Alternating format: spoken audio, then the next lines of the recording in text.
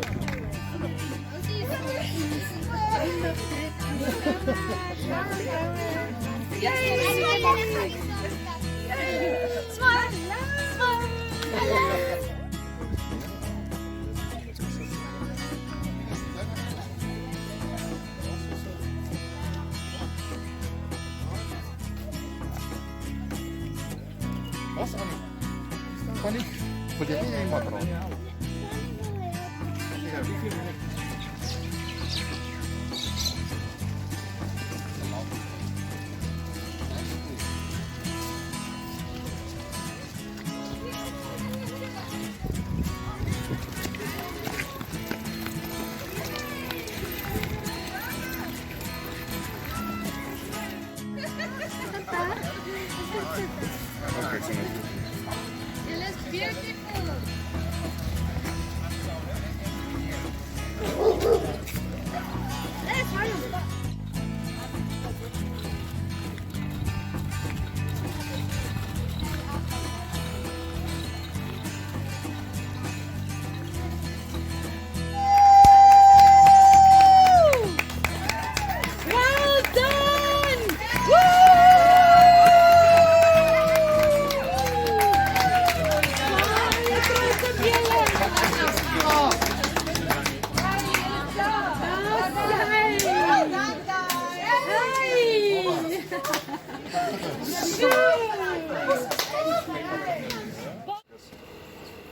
Thank you for everyone that assisted and helped and the hearts that came through. We really appreciate it, every single person. And Krista would like to say thank you as well. Yeah, everyone's crying now. I should teary. Yeah. I just want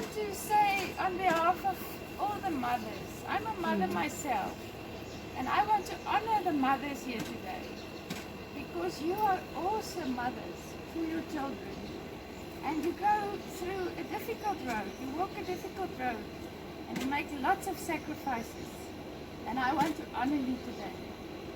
So we have just small gifts, and as well as the dads. Yes. Being a dad is the most important job there is on this earth. I don't know if you know that. It's in some instances even more important than being a mother. So we want to honor you as well in being an awesome father. Thank you for everything you do and for your commitment and your sacrifice. And everything we can learn from you guys, eh? Boys, your courage was touched every single one of us. And for us being part of this journey and seeing how you worried and how you didn't worry and how you injured yourself and how you didn't injure yourself, it was such an honor for you guys to have the courage to do what very little masculine human beings want to do. And that is face reality.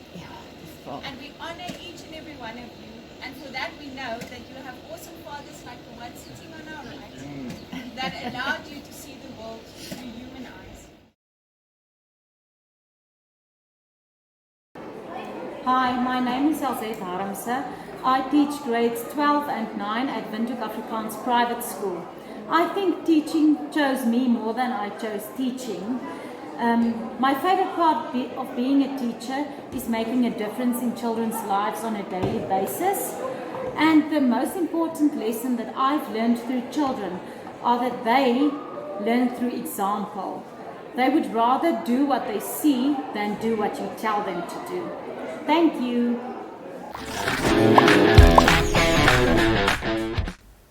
Well, as mentioned earlier, we're back in studio, and that is with Mr. Ndakondja Uusiku.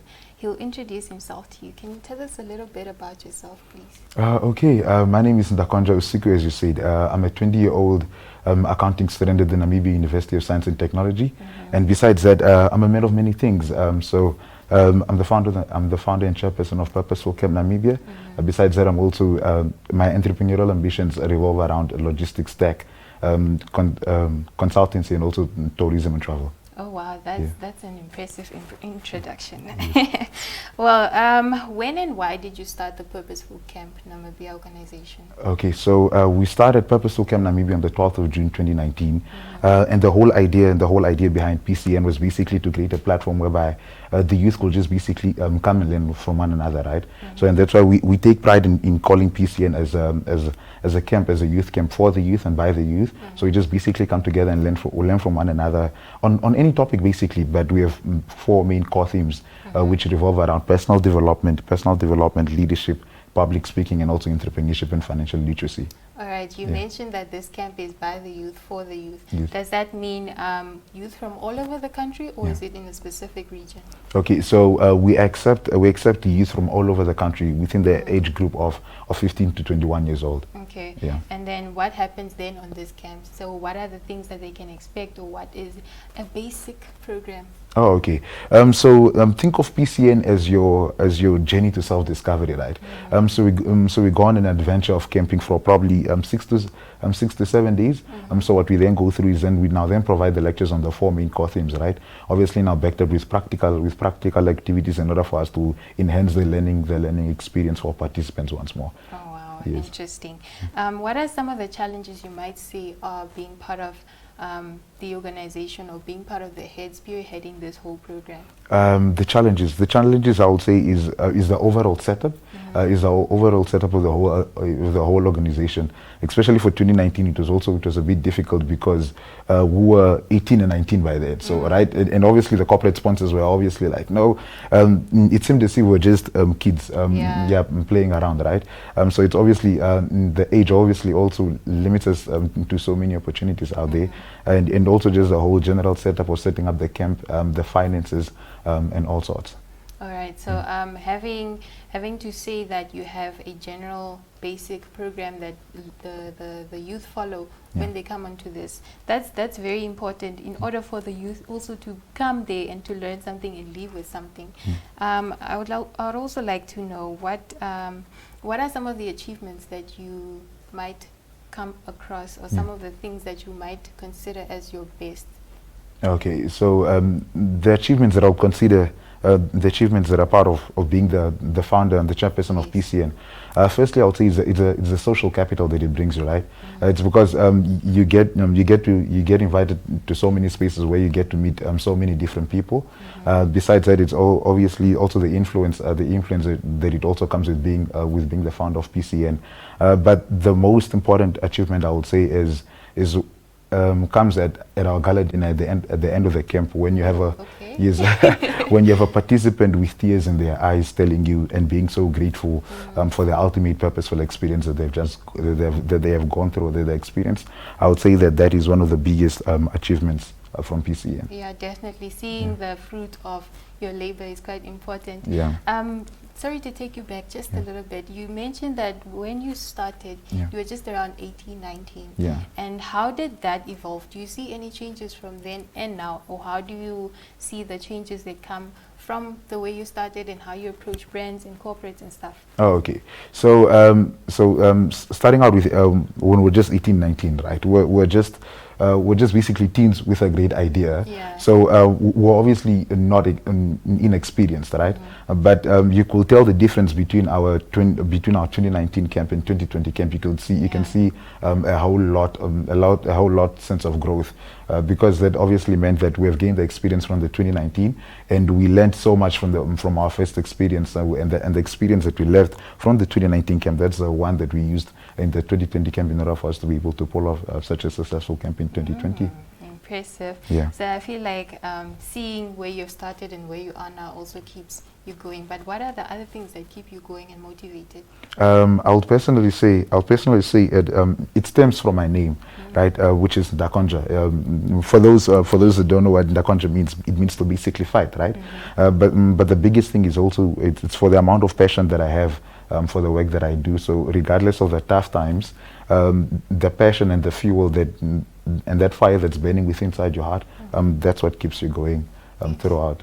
Okay, so one of the final words that you would say you would like to give out to the youth, or those that would want to be part of the Purposeful Camp, or what are the possible criteria that they need in order for them to join the camp as well? Okay, so before I get into the final words, let me say the requirements on how in order for you to be part of our 2021 camp this year. So you basically have to be part of the age group of between 15 to 21, and that means that you'll have to purchase an application form of $100 Namibian, and then you'll have to and there's a catch. You'll have to attach a 2-minute video explaining why you should be selected to come to the camp, and then besides that, we go through the selection process and select the final participants who will be joining us for the 2021 camp. Yes. So you guys do make sure to do that. Do just that. As he explained, send in your application and your 2-minute video. Yes, can we have so the final word that I'll give it to the youth of Namibia is that I like the fact that we have this hustler spirit inside of us, right? But I'd love to push the youth towards the direction of not just building something that's going to be able to just sustain you, but I would love us to build organization and structures and institutions that will be able to outlive the work that we do. So we shouldn't just be thinking of the short-term gains rather, but we should be really thinking and thinking about the long-term gains of the work that we are doing right now. Yeah. Thank you so much for joining us in studio today, Mr. Ndakondja. Yes. We will really love for you guys to join this initiative. This is for the youth and by the youth. Yeah.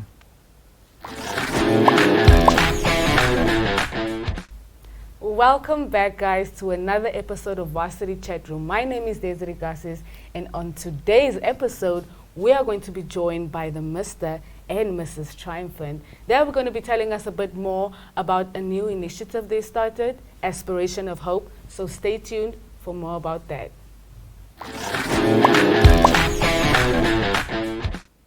So welcome back, guys. So like I mentioned to you guys before, we are joined by the beautiful Winnie and the amazing Pumzi.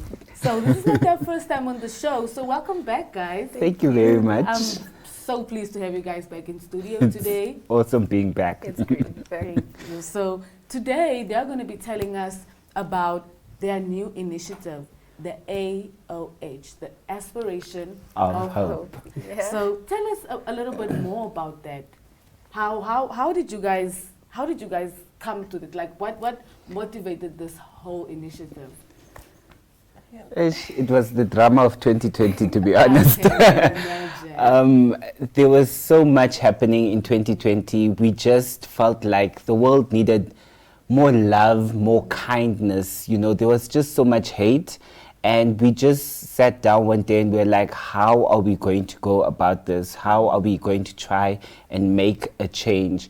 Obviously, it's not something that happens overnight. It's something that takes time. So we are still in our beginning stage. We're still a small baby. We are just trying to spread love. Yeah. Okay. So this whole thing started last year. Yes. Around about what time? How long has it been going on? I would say it started in June. In June. In June, because we are Mr. and Miss Triumphant as well. So So the plan was to have a donation okay. on my birthday, and then we sat down and were like, yeah, but like we both have the passion to want to give back. So why, instead of making it like a one-time thing, let's do it like forever. Yeah. You know, something we can carry on for a legacy, build a legacy out of it, have probably like our children continuing. So that's where the Aspiration of Hope came from. So we decided, let's start a organization where we could do monthly donations to different charity organizations or orphanages. Okay. Are there specific charity organizations and orphanages that you guys are aiming to sponsor to, or any? Any place, anywhere. Even just individuals who are on the street, the motto of Aspiration of Hope is to spread love. So wherever we find necessary, we spread love. So that's why we're hosting an Easter donation this weekend. Okay, so I think I read something about prizes being won. Can you tell me a bit more about that? So the Easter donation focuses on the person that raises the most Easter eggs. That person, or the person that raises the most Easter egg, will win a free dinner to spur for two. For two? For two. Yes, for two. The second prize would win a free photo shoot from somebody we're collaborating with, the Facade Studios. Yes. And our third prize winner would win $100 airtime. All right. There's a lot up for grabs, guys. Yes. Please don't be left behind. So okay. all you need to do is you need to donate Easter eggs to our initiative, because for our Easter donation, what we're planning on doing is we are planning on going to Hope Village. We are going to have a whole fun day there. We're going to spend some time with them, give them some food. We're planning on hosting an Easter egg hunt. I mean, what's Easter without an Easter egg hunt? So that's the purpose of this competition. We want to donate the Easter eggs hunt for the Easter eggs for the specific hunt, and also with the leftover Easter eggs, we are planning on just going around Windhoek and just spreading love and giving out Easter eggs. Oh wow! From the bottom of my heart, you guys are doing great things. Thank you so You much. guys are doing great things. And you mentioned that you guys are Mr. and Mrs. Triumphant. Yes. Triumphant. Yes. So that brings me to the question. That means you guys are still in school. You guys are still studying. So what has it been like? To add on to what you said last year was a bit hectic. So what has that been like? That whole process, you are Mr. and Mrs. Triumphant, there's a lot on you. So how would you say that you handled it, Winnie? To be honest, it's not easy, right? Being Miss Triumphant, then you're still a student, and then now you have an organization to run. So it's not easy, but I feel like if you have the passion and the dedication to carry through, you'll always find time to make it easy, So. Okay, interesting for you. Yeah, it's hectic. It's rough. It really is. Especially now, since we are planning on taking Aspiration of Hope to bigger heights. We have aims and objectives for our organization. So it's intense, it's difficult, always asking ourselves where we're going to get money for our next donation. And what are our plans for the next donation. But because we're so passionate about what we are doing, we always seem to find a way. So no matter how hard it is, we're so passionate about putting a smile on someone's face. So yeah. Okay. And what would you say are the challenges that you guys have faced so far individually in regards to, basically what I asked was like school, the organization, and then also what would you say are the good things about it? There are uppers and then there are downers about everything. Okay, I feel like a challenge, or not necessarily a challenge, but something that makes it difficult is because with school you'd have like assignments, deadlines, tests. So in the process of planning a donation while you have like 5 assignments it gets intense, because with at the moment, like Pumzi said, we're still at the baby stages, so like the accountant, the CEO, your everything. That's all of us. Yeah, so we're basically out there calling people, writing letters, and in the process of doing that for AOH, we still have to be students. So I feel like that's one of the challenges we face. But one of the advantages, it's a great opportunity to be who we really are, to be in the space where we feel like this is who we really are, because we love going out and helping people. And the smiles of the people. Of the children. Oh wow. Okay, that was great. That was really Thank amazing. you. So are there any final words that you would like to give to our viewers, or anything that you would like them to know? Guys. So guys, Aspiration of Hope, guys. It is a beautiful charity organization initiative that is coming up. If you have anything to give back, or can be books, toys, clothes, are always there, and the children appreciate it so much, and so do we as a team. Yeah, so if you have anything, our competition is still taking part until Thursday. If you'd like to take part, just go follow our page on Instagram and Facebook. We are Aspiration of Hope Initiative, or AOH. You will find it there. And just contact us for more details. If you have something to donate, we will appreciate it so much. Yeah. Thank you, guys. So there you have it, guys. Please, please don't hesitate. Don't hesitate to donate anything that you have. Easter eggs, honey, whatever. So that's it for today on Varsity Chatroom. I'm so, this is a lot, but thank you, guys. Thank you for coming. Thank you for having us.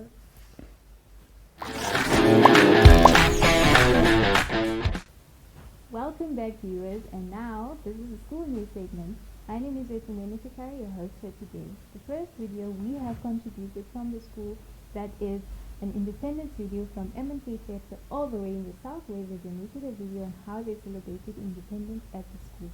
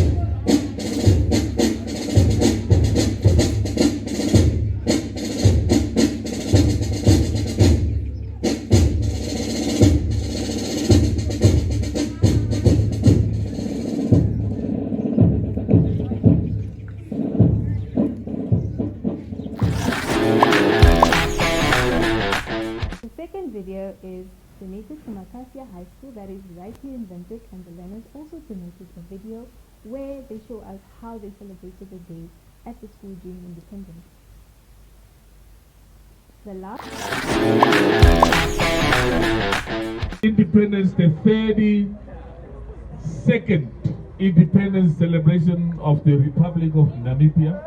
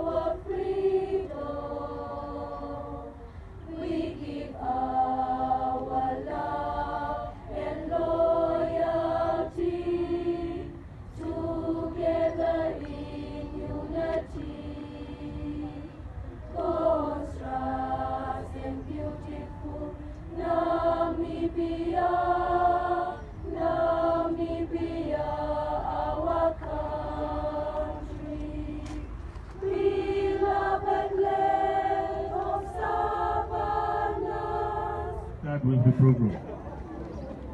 People are still talking. Hey, we have issues of national symbols here. We are talking about observing national symbols. For those of you who have been in grade 7.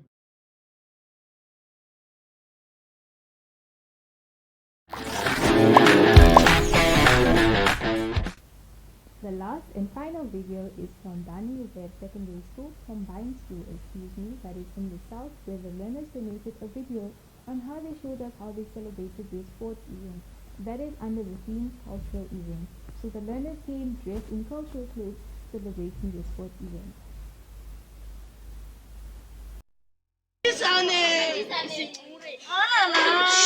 Hey, hey.